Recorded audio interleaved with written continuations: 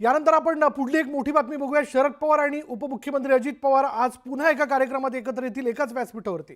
वसंतदादा इन्स्टिट्यूटच्या कार्यक्रमात ते एकत्र येतात असं कळतंय। त्यामुळे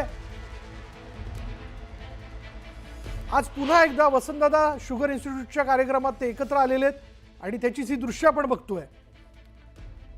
या दृश्यांमध्ये आपण पाहू शकतो हर्षवर्धन पाटील तिथे डायसवरती आहेत, शिवाय इतरही दिलीप वळसे पाटील असतील, अजित पवार आहेत, शरद पवार तिथे उपस्थित आहेत। अधिक माहिती आपण जाणून घेणार आहोत। आमचे प्रतिनिधी अभिजित पोटे आपल्या बरोबर आहेत। अभिजित, काय तपशील याबद्दल? विशाल, खरं तर पुण्यातल्या साखर संकुलात आज एआयच्या संदर्भात जी आहे, म्हणजे कृषी क्षेत्रात आणि साखर क्षेत्रात एआय तंत्रज्ञानाचा वापर कसा करता यावा यासाठी एक मोठं डेमॉन्स्ट्रेशन जे आहे ते ठेवण्यात आलेलं आहे।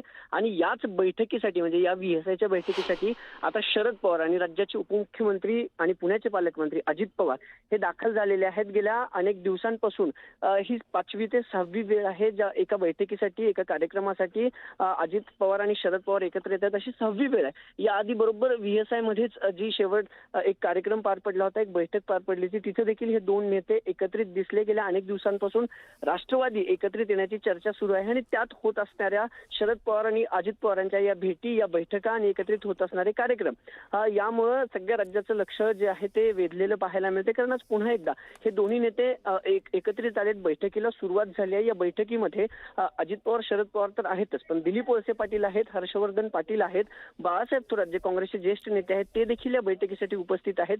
हे तीन, हर्षवर्धन पाटील, बाळासाहेब थोरात, त्यानंतर दिलीप वळसे पाटील आणि थोड्याच वेळात जयंत पाटील देखील या बैठकीसाठी उपस्थित असणार आहेत। पण सगळ्यांचं लक्ष जे आहे ते अजित पवार आणि शरद पवार, कारण आज पुन्हा दोघं या बैठकीच्या निमित्ताने एकत्रित आलेत। कालच शरद पवार बारामती दौऱ्यावरती असताना पत्रकारांनी ज्यावेळेस त्यांना विचारलं की साहेब दोन्ही राष्ट्रवादी एकत्र येतील का, किंवा अशा चर्चा सुरू आहेत, तर पवारांनी सांगितलं होतं की मला काही माहिती नाही। पण त्यानंतर ही बैठक आहे, या संदर्भातली जरी बैठक होत असली तरी पुन्हा हे काका पुतना एकत्र आल्यामुळे पुन्हा दोन्ही राष्ट्रवादी एकत्रित येणार का, अशी चर्चा जी आहे ती सुरू झाली आहे।